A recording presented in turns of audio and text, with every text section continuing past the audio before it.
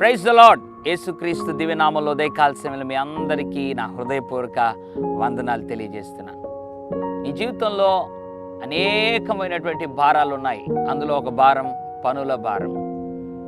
పనులో భారముతో ఉన్నావా? నువ్వు చదువుతున్న స్థలంలో అదొక పెద్ద భారం అయిపోయిందా? పనిచేస్తున్న స్థలం ఒక భారం అయిపోయిందా?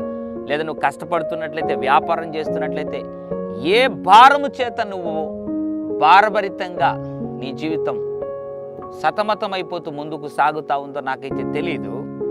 అయితే దేవుని వాక్యముల నుండి ఒక అద్భుతమైనటువంటి మాటను దేవుడు జ్ఞాపకం చేయాలని కోరుతున్నాడు. సామెతలు 16:3, నీ పనుల భారం యెహోవా మీద నుంచుము. ఎంత అద్భుతమైనటువంటి వాగ్దానం. నీ పనుల భారం అంట దేవుని మీద ఉంచాలంట. అప్పుడు ఏం జరుగుతుంది? నీ ఉద్దేశాలు ఆయన సఫలపరుస్తాడు.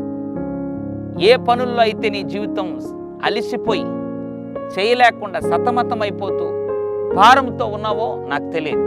అది ఆఫీస్లో కావచ్చు, కాలేజీలో కావచ్చు, బిజినెస్లో కావచ్చు, ఇంకేదైనా కావచ్చు. దేవుడు మాట్లాడుతున్నాడు, నీ పనుల భారం యెహోవా మీద ఇది మొదలుకొని ప్రార్థన చేయి. ప్రభువా, నా భారాన్ని నేను భరిస్తున్నాను కాబట్టి నేను ఆయన ముందుకు సాగిపోలేకుండా ఉన్నాను.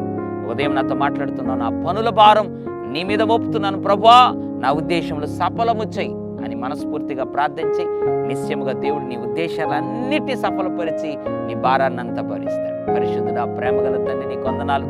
నీ పనుల భారం యెహోవా మీద నుంచుము, అప్పుడు నీ ఉద్దేశములు సఫలమవుతాయన్న. అవును ప్రభు, ఎంతమంది అయితే పనుల భారముతో ఉన్నారు వారందరినీ దయతో దర్శించి ఇప్పుడే వారి నీ మీద తమ భారం మోపుతుండగా ఇప్పుడే వారి ఉద్దేశం సఫలం చేయమని యేసు నామములో ప్రార్థిస్తున్నాను తండ్రి. ఆమేన్. God bless you.